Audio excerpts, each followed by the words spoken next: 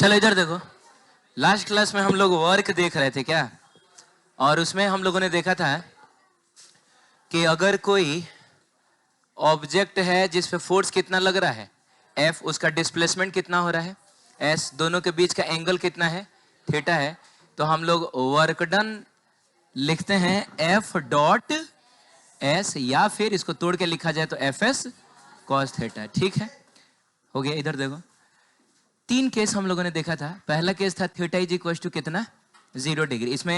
इसमें फोर्स और displacement same direction में होगा। तो उस केस में बताइए वर्क डन कितना आया था, तो F इंटू एस इंटू और cos 0 डिग्री की वैल्यू 1 होती है, यानी आया था फोर्स इंटू डिस्प्लेसमेंट पॉजिटिव में, है कि नहीं। जब थीटा इज इक्वल टू कितना था 90 डिग्री था, का मतलब हुआ कि फोर्स लग रहा है इधर, डिस्प्लेसमेंट हो रहा है इधर। उस केस में वर्क डन कितना आया था, तो बाबू F इंटू एस इंटू और cos 90 डिग्री, cos 90 डिग्री की वैल्यू कितनी होती है 0, यानी वर्क डन हमको मिला था 0। तीसरा केस था कि theta is equal to 180 degree, इसका मतलब हुआ कि फोर्स इधर लग रहा है लेकिन डिस्प्लेसमेंट इधर हो रहा है। तो आपको याद होगा हमने लिखा था work done is equal to F into S into और cos 180, cos 180 की वैल्यू कितनी होती है -1 होती है, तो -1 से मल्टीप्लाई करोगे तो उसका माइनस ऐसे सामने आएगा ना। तो हम लोगों ने देखा था कि वर्क डन नेगेटिव भी होता है, 0 भी होता है और पॉजिटिव भी होता है। वर्क डन तीनों टाइप का होता है। फोर्स और डिस्प्लेसमेंट सेम डायरेक्शन में तो work done positive, perpendicular direction में तो work done 0, and opposite direction में तो वर्क डन नेगेटिव होता है ना। इसके लिए हम लोगों ने ऐसा एक एग्जांपल भी लिया था कि अगर एक अलमीरे को 4 आदमी पकड़ के खींच रहा है, जिसमें से एक इधर फोर्स लगा रहा है, एक इधर पीछे लगा रहा है, एक उधर लगा रहा है, एक इधर लगा रहा है कि नहीं। जिसमें बताइए, इसको अगर हम लोगों ने 2D में देखा था तो ऐसे ना देखा था कि जो इधर खींच रहा था वो 20 न्यूटन का फोर्स लगा रहा था, जो इधर खींच रहा था वो 10 और इधर खींच रहा था वो 10। अब बताइए इन 4 फोर्सेस की वजह से ब्लॉक का डिस्प्लेसमेंट किस डायरेक्शन में होगा, तो इसी डायरेक्शन में ना होगा, क्योंकि ये दोनों एक दूसरे के फोर्स को कैंसिल कर लेंगे। ये ताकतवर है, ये थोड़ा कमजोर है, अरे बोलो।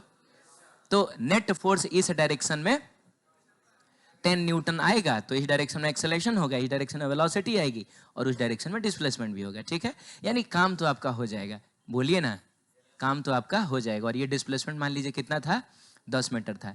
तो जब हम लोगों ने देखा था कि इसने आपके लिए कितना वर्क किया है, तो याद है ये भी हम लोगों ने खुद ही डिराइव किया था, अरे कॉमन सेंस का यूज करके, कि आखिर वर्क किन बातों पे डिपेंड करता होगा।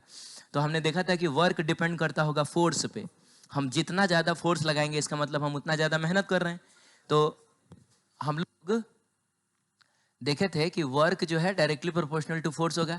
Even work directly proportional to displacement भी होना चाहिए। अब हम यहाँ से खिसका के यहाँ लेके जा रहे हैं और यहाँ से खिसका के वहाँ लेके जा रहे हैं, जाहिर सी बात है यहाँ तक लाने में आपको ज़्यादा ना मेहनत करना पड़ेगा। तो इन दोनों को जब हम लोगों ने मिला दिया था तो हमको मिला था work done directly proportional to F into S. और पहली बार जब किसी फिजिकल क्वांटिटी का जन्म होता है, प्रोपोर्शनैलिटी कांस्टेंट हम 1 लेते हैं। ठीक है, तो आप प्रोपोर्शनैलिटी कांस्टेंट 1 लीजिएगा और इस तरीके से वर्क डन हो गया F इंटू एस। तो इसने फोर्स लगाया था 20 न्यूटन, डिस्प्लेसमेंट हुआ था 10 मीटर, तो आपके हिसाब से वर्क डन हुआ फोर्स इंटू डिस्प्लेसमेंट का मतलब 200 जूल। और 1 रुपया पर जूल के हिसाब से याद है आपने इसको कितना रुपया दे दिया था, इस आदमी को आपने दे दिया था 200 रुपीज दे दिया था। चलिए, जब ये आपसे मजदूरी मांगने आया था तो आपने इसे क्या कहा था, आपने कहा था कि बहुत साल पहले शिवम सर नाम के एक आदमी के पास हम लोग पढ़े थे कि किसी भी वेक्टर का 90 डिग्री पे इफेक्ट कितना होता है। ये जो तुमने फोर्स लगाया है इसका डिस्प्लेसमेंट के डायरेक्शन में कोई इफेक्ट ही नहीं है, इसका मतलब हुआ कि इस डिस्प्लेसमेंट में तुम्हारा कोई रोल नहीं है, इसका मतलब तुमने मेरे लिए कोई वर्क नहीं किया है, तो इसको आपने कोई पैसा नहीं दिया, इसका मतलब इसने आपके लिए कितना वर्क किया 0 वर्क। तो अब इसने भी आपके लिए कितना वर्क किया 0 वर्क। लेकिन ये वो है जिसकी वजह से आपका काम बिगड़ रहा था।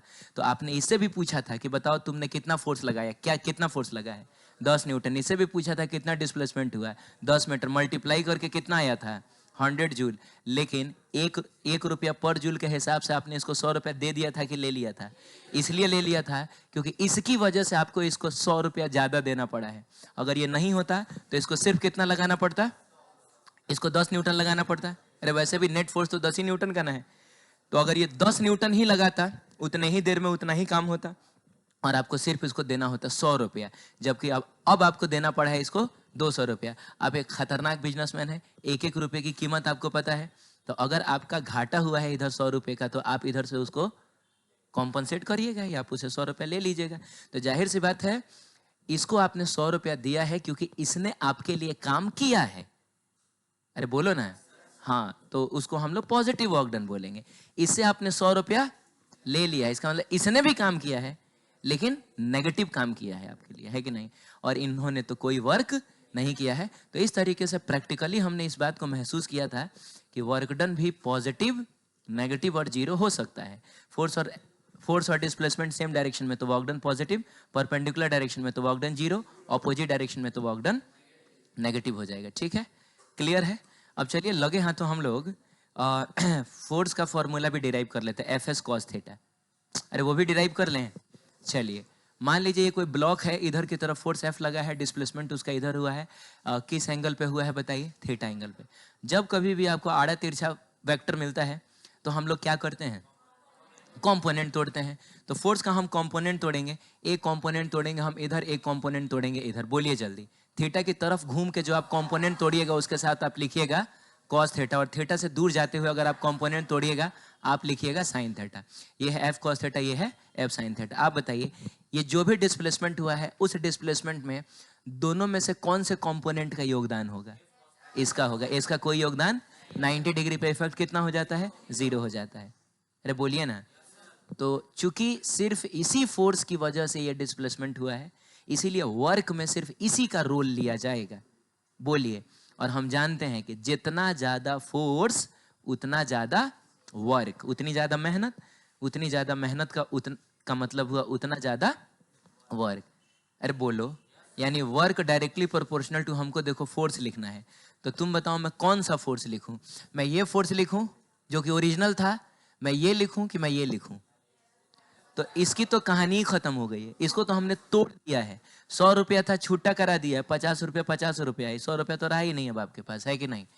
तो मिला जुला के हम इन्हीं दोनों पर न फोकस करेंगे। तो कौन सा फोर्स बढ़ाने का मतलब हुआ कि सॉरी, मतलब वर्क जो है कौन से फोर्स के डायरेक्टली प्रोपोर्शनल होगा? जो फोर्स रेस्पॉन्सिबल है वर्क के लिए, जो फोर्स रेस्पॉन्सिबल है डिस्प्लेसमेंट के लिए, तो यही ना है। यानी this will be directly proportional to F cos theta. And similarly हम एक बात और जानते हैं कि जितना ज्यादा डिस्प्लेसमेंट उतना ज्यादा वर्क। जितना दूर आप किसी चीज को लेके जाइएगा आप उतना ज्यादा थकिएगा। बोलिए जल्दी। दोनों को मिलाया जाए तो directly proportional to F cos theta into क्या? एस होगा। बोलिए। और जब इसको आप यहां से हटाइएगा तो हम पहली बार आज जिंदगी में वर्क का फॉर्मूला डिराइव करने जा रहे हैं। तो हम प्रोपोर्शनैलिटी कांस्टेंट कितना लेंगे? 1 लेंगे। बोलो ना, ये हमने कई बार किया है। याद है जब मोमेंटम का फॉर्मूला डिराइव कर रहे थे वहां भी किया है। जब हमने न्यूटन से सेकंड लॉ से फोर्स का फॉर्मूला डिराइव किया था वहां भी किया था। आज हमने यहाँ भी किया है, आगे चल के भी हम कई बार करेंगे। जब हम पहली बार जिंदगी में टॉर्क का फॉर्मूला निकालेंगे, पहली बार जिंदगी में फ्लक्स का फॉर्मूला निकालेंगे, हर बार हम प्रोपोर्शनैलिटी कांस्टेंट कितना लेंगे? हम 1 लेंगे। ठीक है, तो ये एस को थोड़ा बीच में ला के रख सकते हो, कोई दिक्कत है क्या? तो ये हो जाएगा एफ एस कॉस थीटा, यानी वर्क डन हो गया आपका एफ एस कॉस थीटा। और मैथमेटिक्स की दुनिया में इसको बोला जाता है एफ डॉट एस। इसी को ना बोला जाता है F S cos theta. A dot B को ही ना बोला जाता है ए बी कॉस थीटा। बोलिए। चलिए ठीक है, तो ये चीज हो गया। तो ये देख लीजिए आपके किताब में ये सारी बातें ऐसे ही लिखी हुई हैं। 3 केस तो क्लियर है ना? फिर दोबारा तो नहीं बताना पड़ेगा।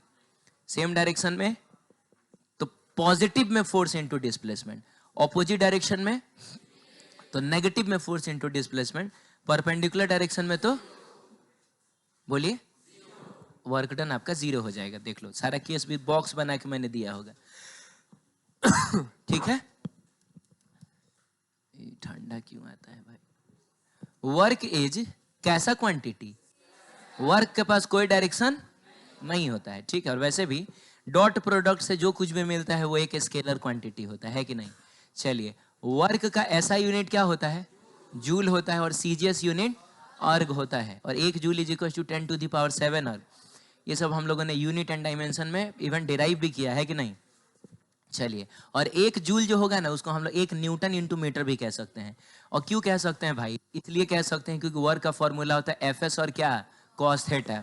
अब वर्क का यूनिट होता है जूल, वर्क का यूनिट होता है जूल, फोर्स का यूनिट होता है न्यूटन, डिस्प्लेसमेंट का होता है मीटर, और कॉस थीटा का कोई यूनिट ये यूनिट लेस होता है, ये डायमेंशन लेस होता है कि नहीं?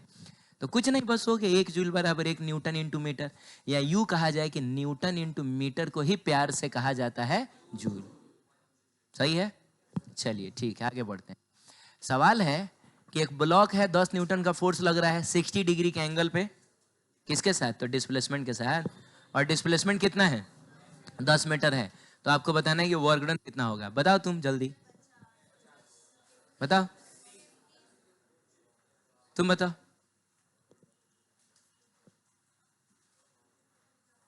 कितना वर्क होगा?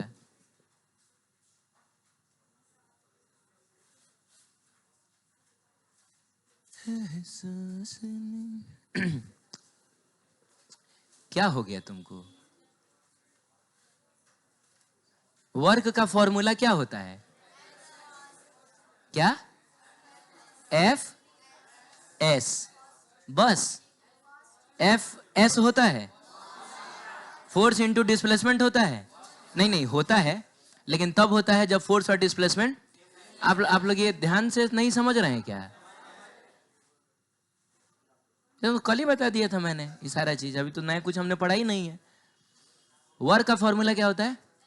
F S cos theta. F कितना है? मैं चलो लिखता हूं, मैं लिखता हूं इधर, एफ लिखता हूं, एस लिखता हूं और कॉस थीटा लिखता हूं। एफ कितना है? कितना है? 10 है। तो क्या मैं सिर्फ 10 लिख दूं?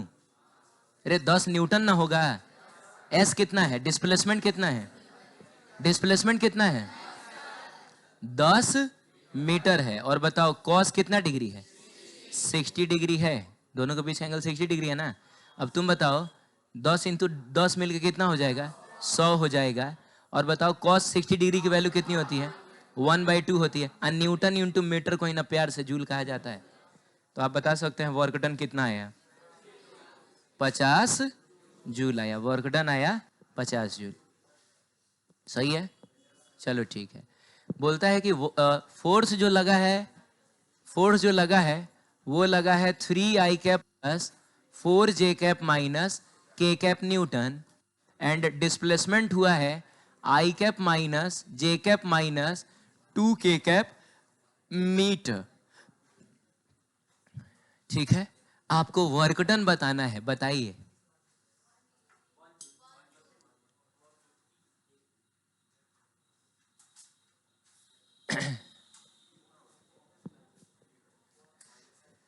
हो चांदनी जब तक बोलो।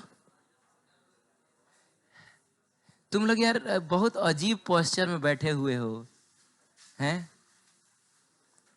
मतलब वो मैं नहीं कह रहा हूं, जब मैंने क्वेश्चन तुमको दिया है तो तुम्हारा पोस्चर जो होना चाहिए उसको सॉल्व करने वाला ना होना चाहिए।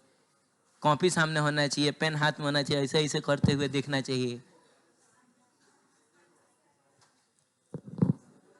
इधर नवाब बनने की प्रैक्टिस करने आते हो क्या? हैं?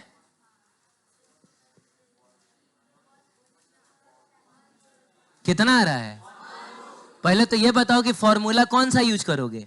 एफ एस कॉस थीटा ना, F S cos theta use करोगे। तो फिर थीटा तुमको कहां पता है?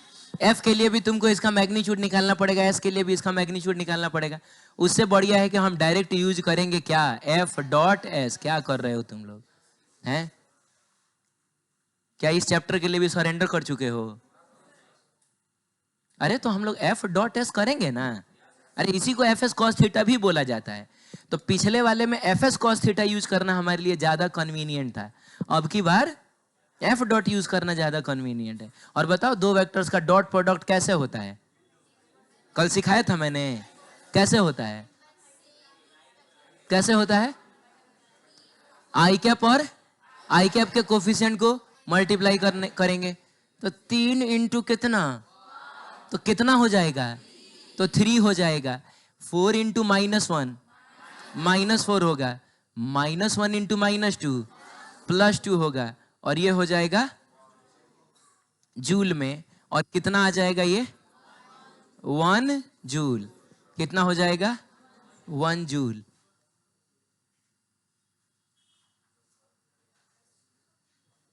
ठीक है, हो गया। आगे बढ़े। एक सवाल ये है जिसमें एक ब्लॉक को देखो वहां से खिसका के यहां तक लाया जा रहा है। ठीक है, बोलो ना। एक ही ब्लॉक है, इसको 4-5 ब्लॉक मत समझिएगा, एक ही ब्लॉक है, यहां से खिसका के यहां तक लेके जाना है, ठीक है। तो T1 टाइम तक इस पर कितना फोर्स लगा है? 30 न्यूटन। हो सकता है 3 आदमी पकड़ के खींच रहा हो और हर आदमी कितना लगा रहा हो? 10 न्यूटन लगा रहा हो, तो 30 न्यूटन का फोर्स लगा। जब 1 मीटर डिस्प्लेसमेंट हो गया, अब एक आदमी बोल रहा है कि तुम लोग लगाओ, अभी हम चलते हैं, तो सिर्फ 2 ही आदमी ना बचा। अब वो 2 आदमी अगले 1 मीटर के लिए कितना फोर्स लगा रहा है? 20 न्यूटन। फिर 1 मीटर और डिस्प्लेसमेंट हुआ, तब एक और कह रहा है कि अब हम भी जा रहे हैं, तुम अकेले फोर्स लगाओ। तो बताओ अकेला बचा हुआ इंसान कितना फोर्स लगाएगा? 10 न्यूटन। फिर 1 मीटर डिस्प्लेसमेंट हुआ, अभी भी बोल रहा है कि अब हम भी जा रहे हैं, अब तुम रहो यहीं पे, ठीक है। तो मिला जुला के T1 T is equal to 0 से लेकर T is equal to T3 तक आपको बताना है कि टोटल वर्क डन इस ब्लॉक पे कितना हुआ है। मैं कुछ नहीं बताऊंगा, आपको बताना है टोटल वर्क डन कितना हुआ है, ये आप बताइए। अभी अभी मेरा कुछ इसमें बताने का मूड नहीं है, बोलिए जल्दी।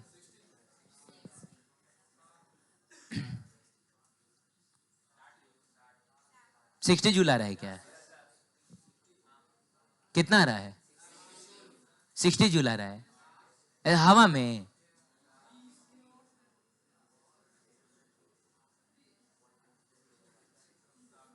क्या बोलते हो?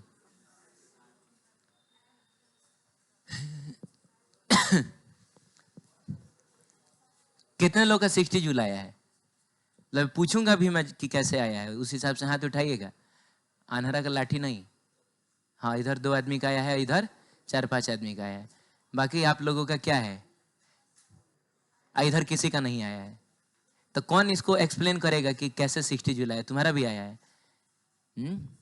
तुम एक्सप्लेन करेगा तुम। हाँ, ये बोल रहा है कि सर देखिए, पहले तो हम ये किए हैं कि यहाँ से लेकर यहाँ तक का सर हम ऑर्डर निकाल लिए हैं, यही ना तुम किया है। अब फिर यहाँ से लेकर यहाँ तक का नहीं, अब फिर यहाँ से लेकर यहाँ तक सारा वर्कडन हम क्या किए हैं? हम जोड़ दिए हैं ना। बैठ जाइए, बैठिए। तो सबसे पहले देखिए, हम लोग वर्कडन निकालेंगे फ्रॉम 0 टू क्या? T1। अब वर्कडन का फॉर्मूला होता है FS cos थीटा, यही होता है। लेकिन यहाँ पर फोर्स भी इधर ही है और डिस्प्लेसमेंट भी इधर ही है, तो हम डायरेक्ट यूज कर लें फोर्स इनटू डिस्प्लेसमेंट। अरे cos 0 डिग्री 1 होगा भाई, तो काहे के लिए cos 0 डिग्री लिखोगे तुम? सब लोग ध्यान दे रहा है? हाँ ठीक है। देखिए, एक चीज मैं आपको बता रहा हूँ कि मैं जब पढ़ता था ना, तो रेजोनेंस में मेरा एडमिशन हुआ था, और हाँ, कोटा रेजोनेंस में, ठीक है। मैं वहाँ गया, थोड़ा हम लोग लेट से पहुँचे थे, कोसी नदी का उस साल बाढ़ आया था, तो मेरा एडमिशन बहुत लेट से हुआ था, लगभग मान के चलिए 20-25 दिन लेट से हुआ था। तो 2 हफ्तों के बाद जब टेस्ट हुआ ना, तो उस टेस्ट में भी लगभग 5000 लोगों में से मेरा 116 रैंक था, जबकि 2 हफ्ता मेरा लेट से एडमिशन हुआ था। तो मैथमेटिकल टूल्स ही पूरा पढ़ा हुआ था, ठीक है। तो मैथमेटिकल टूल्स और ये क्या कहा जाता है, मोशन वगैरह जो है ना, वो मैंने ठीक ठाक पढ़ लिया था। लेकिन जब रिलेटिव मोशन आया तो मेरा थोड़ा तबीयत खराब हो गया। रिलेटिव मोशन और NLM में मैं कुछ एब्सेंट कर गया, तो उसके बाद वो एकदम समझ में नहीं आया, वो क्या स्यूडो फोर्स होता है कि नहीं, क्या वो ड्राइविंग फोर्स माइनस अपोजिंग, कुछ समझ में नहीं आया था, ठीक है। उसके बाद फिर जब दोबारा मेरा फिजिक्स पटरी पर चढ़ा था, कौन से चैप्टर से, और मतलब इस चैप्टर से, और यही से रियल इंटरेस्ट आया था। रियल इंटरेस्ट वो कहाँ से आया था? वर्क, पावर एंड एनर्जी से, कि आज मैं फिजिक्स का टीचर हूँ, ठीक है। तो आप भी कोशिश कर सकते हैं, आपका ट्रेन भी अगर अब तक पटरी से उतरा हुआ था, तो ये चैप्टर वापस से आपको चढ़ा देगा, ठीक है। लेकिन चढ़ने की कोशिश करिएगा तब ना, प्लेटफॉर्म पर खड़े होकर मुंह ताकिएगा तो नहीं चढ़ पाइएगा। कोई आपको गोद में उठाकर थोड़े चढ़ाएगा, कोई गिरा उरा देगा, रह जाओगे रास्ते में। 0 से लेके T1 तक के लिए हम लोग करेंगे FS cos theta, force into displacement into cos 0 degree ना होगा। तो आप आदत डालिए कि फोर्स और डिस्प्लेसमेंट अगर सेम डायरेक्शन में हो तो डायरेक्ट लिखिए फोर्स इंटू डिस्प्लेसमेंट। बताइए फोर्स कितना है? 30 न्यूटन, वेरी गुड। डिस्प्लेसमेंट कितना है? मिला जुला के कितना आएगा? तो 30 जूल आ गया। बताइए work done from T1 to T2। अच्छा, ये हम क्यों कर रहे हैं? क्योंकि फोर्स बदल गया है, यहाँ से यहाँ तक कुछ और फोर्स था, यहाँ से यहाँ तक कुछ और फोर्स था, तो हम एक के बार में टोटल डिस्प्लेसमेंट थोड़े ले पाएंगे। हम इसका वर्क डन अलग से निकाल लेंगे, इसका अलग से निकाल लेंगे, उसका अलग से निकाल लेंगे, कुछ है ही नहीं इस क्वेश्चन में। तो बताओ T1 से लेके कहाँ तक? T2 तक के लिए फोर्स कितना लगा है? 20 न्यूटन और डिस्प्लेसमेंट कितना हुआ है 1 मीटर, मिला जुला के कितना हो जाएगा 20 जूल हो जाएगा। ठीक उसी तरीके से work done from T2 to, अब फाइनल लिखने जा रहे हैं ना हम लोग, T3। बताइए फोर्स कितना 10 न्यूटन, डिस्प्लेसमेंट कितना 1 मीटर, सारा डिस्प्लेसमेंट 1 मीटर का है, तो 10 न्यूटन इंटू 1 मीटर मिला जुला के 10 जूल आया। अब हमको नेट वर्क डन चाहिए, तो वर्क डन स्केलर क्वांटिटी है, स्केलर क्वांटिटीज को एकदम सीधे सीधे जोड़ा जाता है, जैसा जोड़ घटाव आपने 10th क्लास तक सीखा था, बोलिए स्केलर क्वांटिटीज को वैसे ही जोड़ा जाता है। तो work done from 0 to T1, work done from T1 to T2, work done from T2 to T3। तो बताइए कितना कितना हो जाएगा 30 joule plus 20 joule plus 10 joule, मिला जुला के 60 जूल। और इतना सब करने की क्या जरूरत है, तो मुंह जबानी बताते हैं, तो हम देख कर बताते कि अच्छा 30 न्यूटन 1 मीटर, तो 30 जूल यहाँ, 20 जूल यहाँ, 10 जूल वहाँ, 30 20 10 कितना होगा 60 जूल हो जाएगा।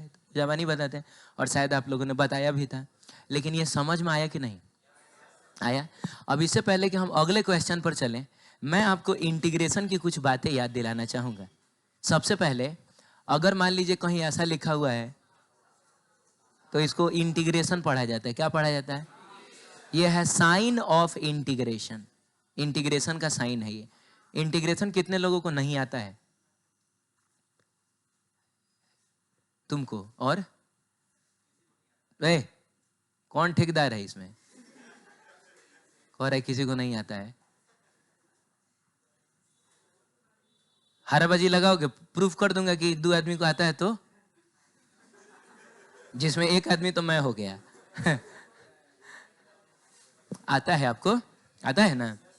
हाँ, कितने लोगों नहीं आता? हाथ उठाइए। ठीक है, 3-4 आदमी को। हाँ, अब सब ना बहती गंगा में हाथ धो रहा है। अब सोच रहा है गंगा तो बह गई। इधर सब लोगों को आते हैं, यहाँ से लेकर वहां तक है, एगो तुमको नहीं आता है। अच्छा ठीक है, ठीक है, देखते हैं, पूछते हैं क्या। मान लीजिए कहीं लिखा हुआ है ऐसा 3x² minus 4x plus 7 into क्या डी। मैं डायरेक्ट एग्जाम्पल के जरिए ही समझा देता हूं।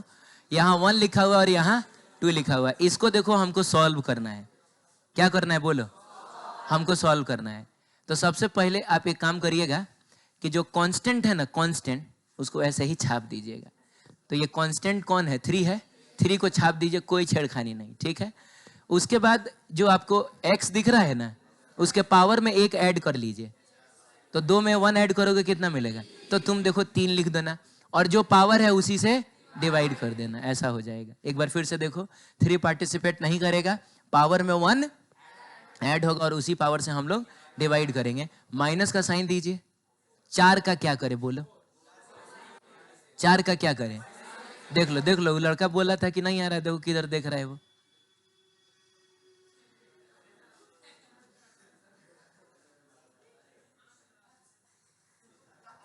चार का क्या करें? 4 कांस्टेंट ना है, कांस्टेंट को ऐसे ही छाप दिया जाता है। ये देखिए 4 को मैंने छाप दिया, और पावर में 1 ऐड करना है। तो अभी फिलहाल इसका पावर कितना है? कुछ नहीं लिखा जाता है, तो पावर 1 ही ना होता है। तो 1 में 1 ऐड करिएगा, कितना होगा? अब फिर उसी पावर से डिवाइड कर दीजिए, ठीक है। उसी पावर से क्या करिए? डिवाइड कर दीजिए। फिर उसके बाद प्लस है तो प्लस दीजिए, और 7 है कि नहीं? अब आप बताइए, 7 को तो छाप दिया मैंने, अब हम लोग कर क्या रहे थे? x के पावर में 1 ऐड कर रहे थे। यहाँ x का पावर कितना है? अरे तो x है ही नहीं, तो है ही नहीं का मतलब x का पावर कितना है? 0 है ना। x का पावर 0 कितना हो जाएगा? 1, और 1 इंटू 7 7 हो जाएगा। तो यहाँ x का पावर 0 छुपा हुआ है। तो आप क्या करिएगा? पावर में 1 ऐड करिएगा और फिर उसी पावर से डिवाइड करिएगा। तो बाबू क्या है कहानी कि हम लोग ना नीचे वाला 1 लिखते हैं ना इधर वाला 1 लिखते हैं, और हम लोग इसको एक कंक्लूजन की तरह याद रखेंगे कि अगर आपको कोई अकेला एकलौता तनहा कांस्टेंट मिल जाए तो उसको हम x से मिला देते हैं। माने कोई तनहा कांस्टेंट मिल जाएगा तो तुम उसको x से मिला दोगे, मल्टीप्लाई करेंगे, ठीक है। तो हम इसको x से और नॉट x से नहीं, यहाँ जो कुछ भी लिखा रहेगा उससे मल्टीप्लाई कर देंगे। अगर यहाँ dt होता तो हम 7t लिखते, अगर dv होता तो 7v लिखते, जो कुछ भी वहाँ रहेगा उससे मल्टीप्लाई कर देंगे। ठीक है, सही है। उसके बाद इसको बड़े से ब्रैकेट में घेरा जाता है, बोलिए, और जो नीचे वाला है उसको नीचे लिखा जाता है, जो ऊपर वाला है उसको ऊपर लिखा जाता है, नीचे वाले को नीचे, ऊपर वाले को ऊपर लिखा जाता है। ठीक है, 3 से 3 को काट दीजिए, इससे काट दीजिए, 2 बार में जाएगा। एक बार बढ़िया से लिख लीजिए, x cube minus 2x square plus 7x, 1 से लेके कहाँ तक, 2 तक। उसके बाद जहां जहां वेरिएबल है, वेरिएबल का मतलब x है, उसकी जगह पे पहले रखते हैं ऊपर वाले को, फिर माइनस का साइन देते हैं, और जहां जहां वेरिएबल है उसकी जगह पे हम रखते हैं नीचे वाले को। तो बताइए, x की जगह पे आप 2 रखिएगा तो 2 का क्यूब माइनस 2 इंटू 2 का स्क्वायर प्लस 7 इंटू क्या 2, और इसमें से आप माइनस करेंगे 1 का क्यूब माइनस 2 इंटू 1 का स्क्वायर प्लस 7 इंटू 1, ऐसा हो जाएगा। ठीक है, अब जब हम इसको सॉल्व करेंगे तो हमको जो आंसर होगा वो हमको मिल जाएगा। तो बताइए ना, ये तो 8 है, और पता नहीं मुझको ऐसा क्यों लग रहा है कि ये भी 8 है। तो 8 माइनस 8 0, लेकिन ये तो 14 है। चलिए, तो हो जाएगा 14 माइनस, और ये देखिए 1 में से 2 गया, -1, -1 प्लस 7 कितना, +6 हो जाएगा।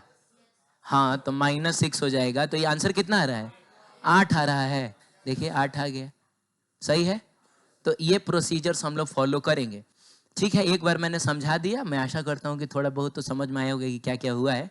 और ज़्यादा डिटेल में अगर आपको जानना है तो आप YouTube पे जाके सर्च करिएगा SS एकेडमी इंटीग्रेशन। क्या सर्च करना है, एस कोचिंग का नाम पता है ना आपको, एकेडमी इंटीग्रेशन। और आपको 4-5 गो लेक्चर मिलेगा, आधा घंटा, 35 मिनट 45 मिनट यही होगा उसका लेंथ। आप सारा पकड़ के भले सारा देख लीजिएगा, बहुत डिटेल में आपको इंटीग्रेशन पता चल जाएगा। लेकिन यहाँ मेरा मकसद एक और चीज आपको बताना है कि इंटीग्रेशन हमने सीखा तो है कि कैसे किया जाता है। इंटीग्रेशन का फिजिक्स में यूज क्या होता है, what is the use of integration in physics. Integration का यूज फिजिक्स में इंटीग्रेट करने के लिए किया जाता है।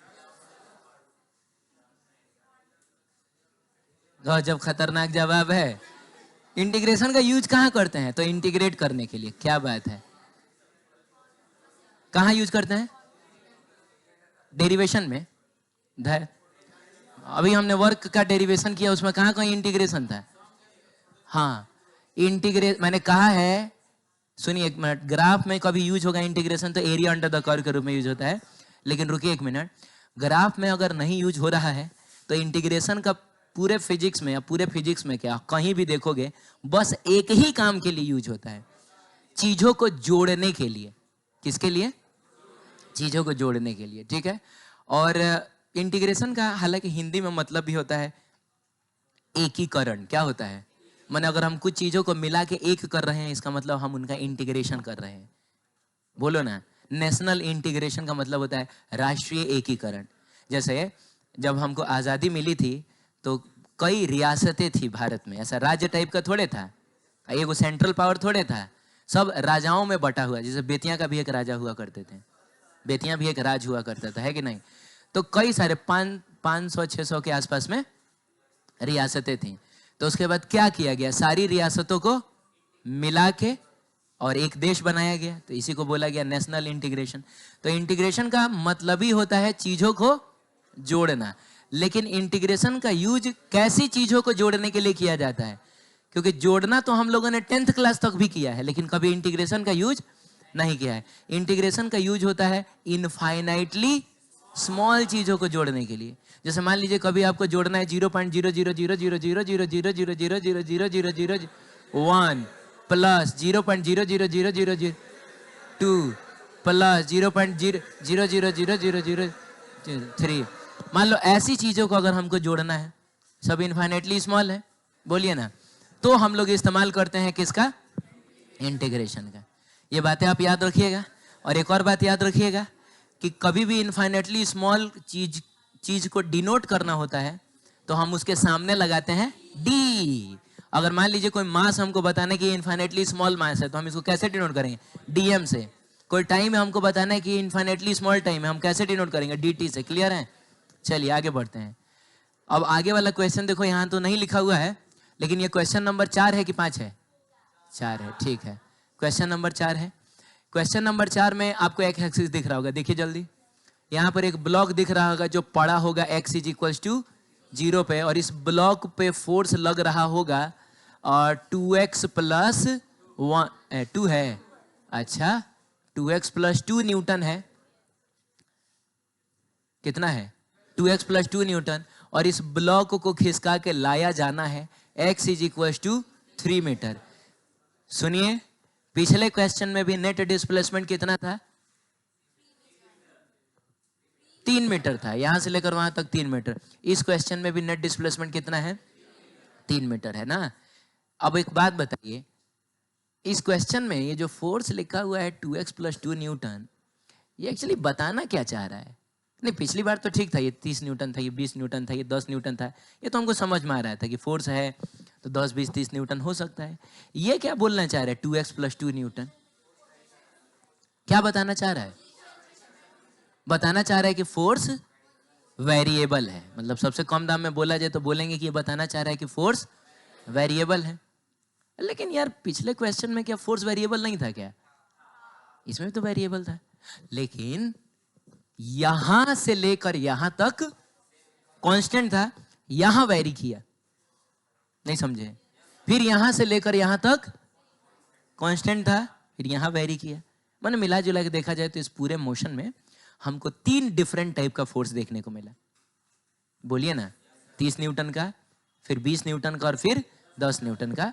लेकिन 30 न्यूटन का फोर्स यहां से यहां तक तो कांस्टेंट है ना, 20 न्यूटन का फोर्स यहां से यहां तक तो कांस्टेंट है ना। अरे बोलो ना, यहां पे क्या हो रहा है पता है? यहां बताओ तो, यहां 3 डिफरेंट टाइप का फोर्स देखने को मिला था। यहां बताओ टोटल कितने टाइप का फोर्स आपको देखने को मिलेगा? या यूं कहा जाए कि फोर्स यहां कितनी बार बदल रहा है? कितनी बार बदलेगा? यहां पर फोर्स इनफाइनाइट बार बदलेगा। वो कैसे? तो अगर हम x इज इक्वल टू 0 ले, क्या ले बताओ, तो फोर्स इज इक्वल टू होगा, अरे तुम रखो ना यहां पर 0, तो कितना होगा? 2 न्यूटन होगा। होगा। अच्छा, अगर हम x इज इक्वल टू 1 ले तो 4 न्यूटन है। x इज इक्वल टू 2 ले तो 6 न्यूटन होगा। कितना होगा? 6 newton. x is equal to 3 ले तो 8 न्यूटन होगा। तो क्या लग रहा है, यहाँ फोर्स सिर्फ x इज इक्वल टू 1, 2 और 3 पे बदला है? ऐसा थोड़े है।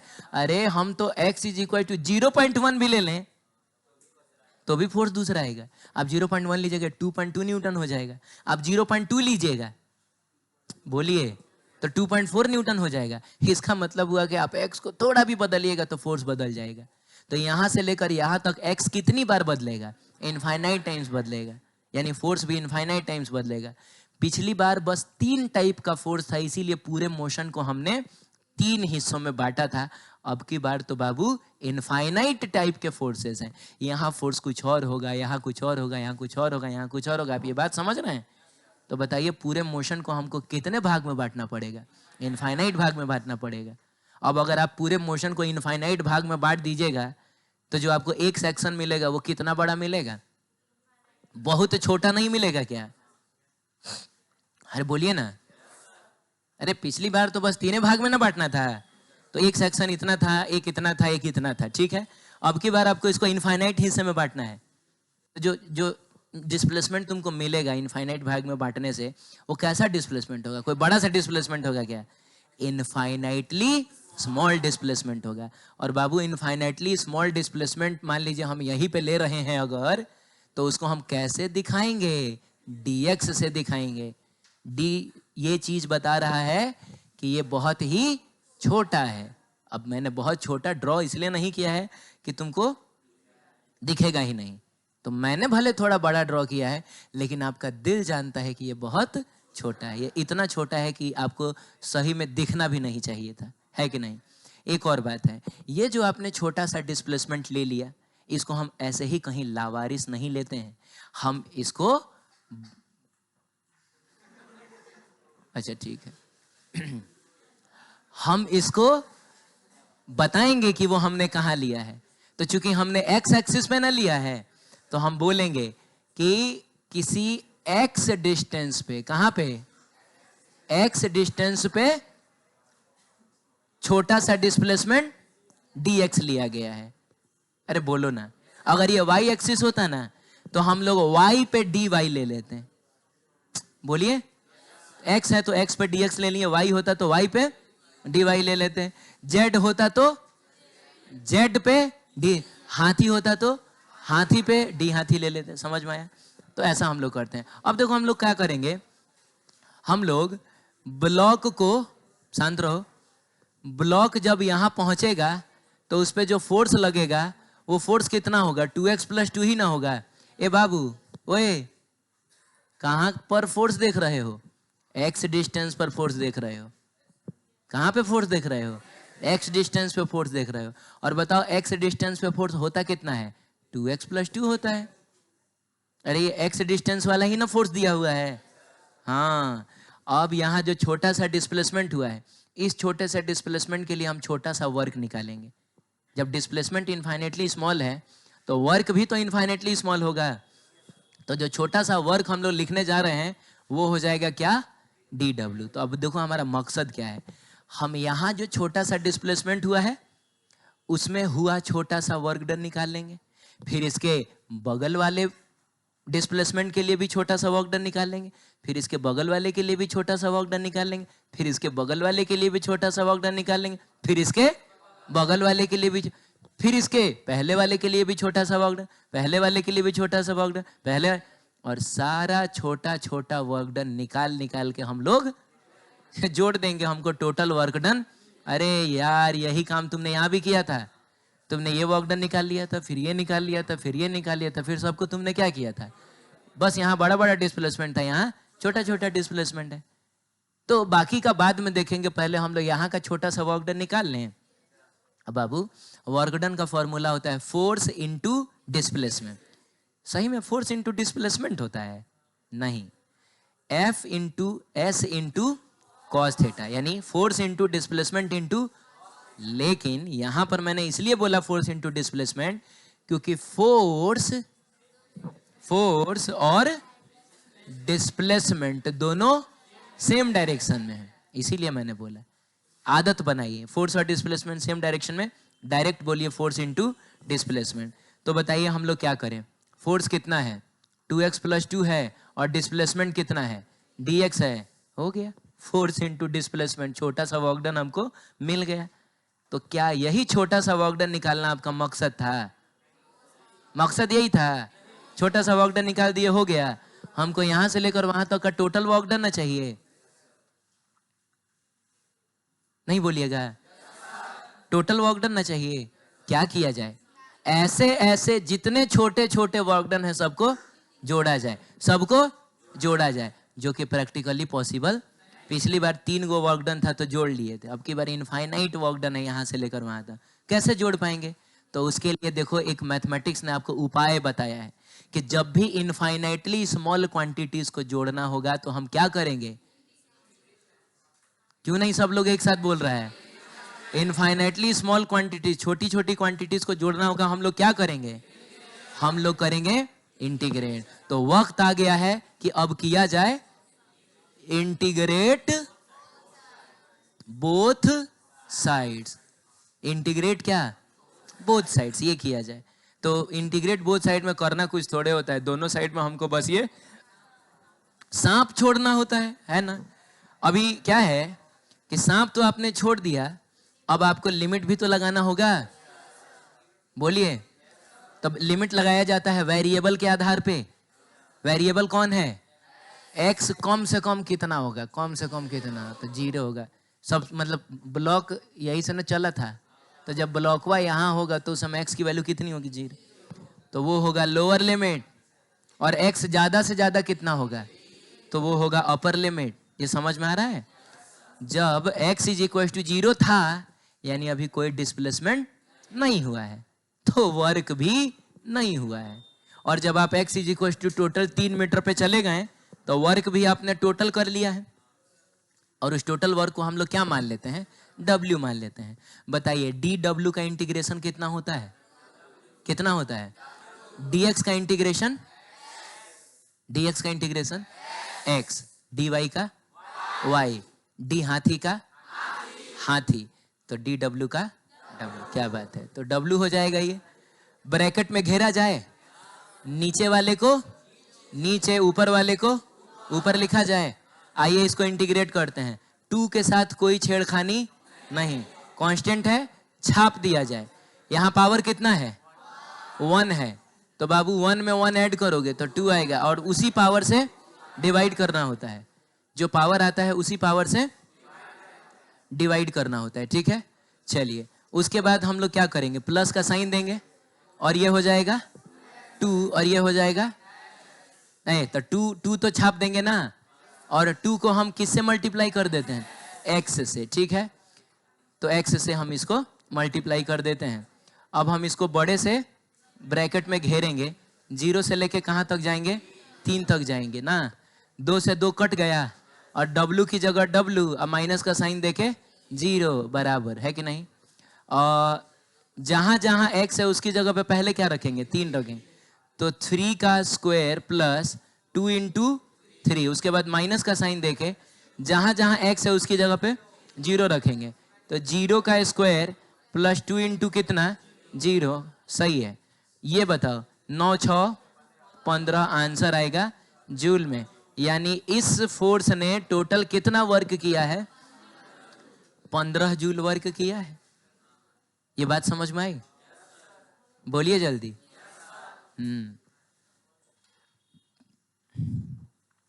देख लो फिर से बढ़िया से, देखो क्या क्या हुआ है।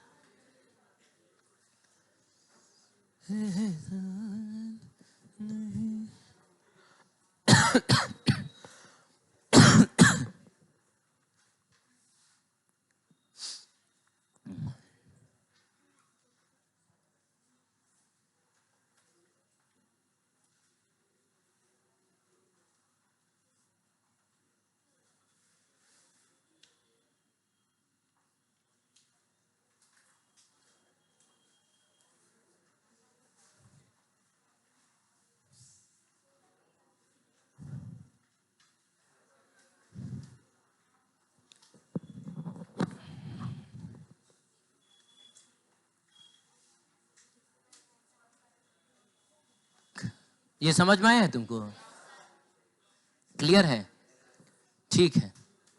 तो देखो यहां से देखो कंक्लूजन निकलता है, एक कंक्लूजन सुनिए क्या निकलता है, कि अगर फोर्स, सुनिए वर्क डन का एक फॉर्मूला हम लोगों ने पढ़ा था, F डॉट एस, ये है टोटल डिस्प्लेसमेंट। क्या है, सुन रहे हो क्या बोलना चाह रहा हूं मैं।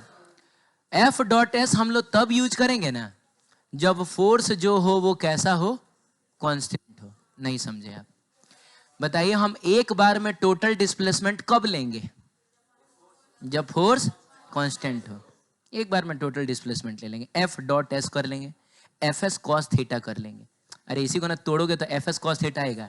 और देखो ये तुमने किया भी था, यहां से यहां तक बताओ फोर्स कांस्टेंट था, तो क्या एक बार में तुमने ये टोटल डिस्प्लेसमेंट नहीं ले लिया था।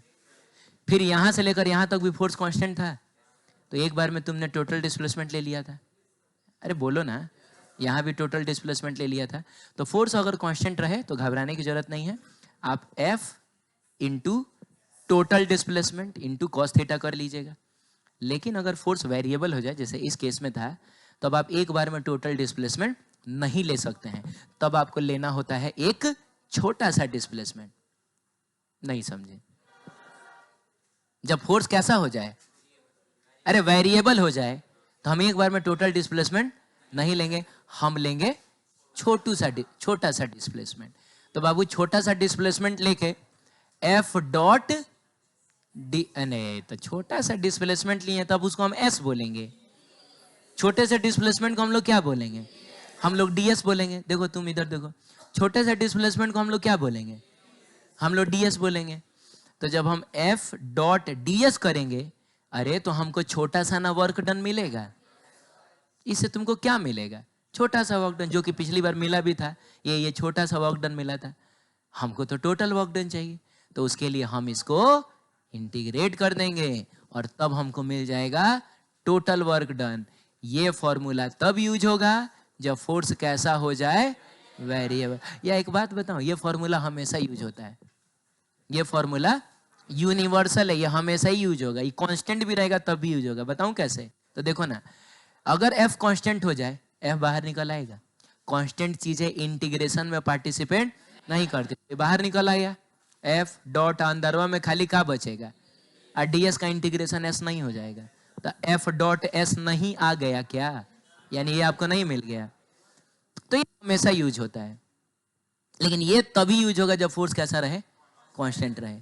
तो एक बार फिर से ये बात दोहरा के चले जाइए, अगर फोर्स कांस्टेंट है तो हम कौन सा फॉर्मूला यूज करते हैं, F डॉट S, एक बार में टोटल डिस्प्लेसमेंट एक बार मिलेंगे।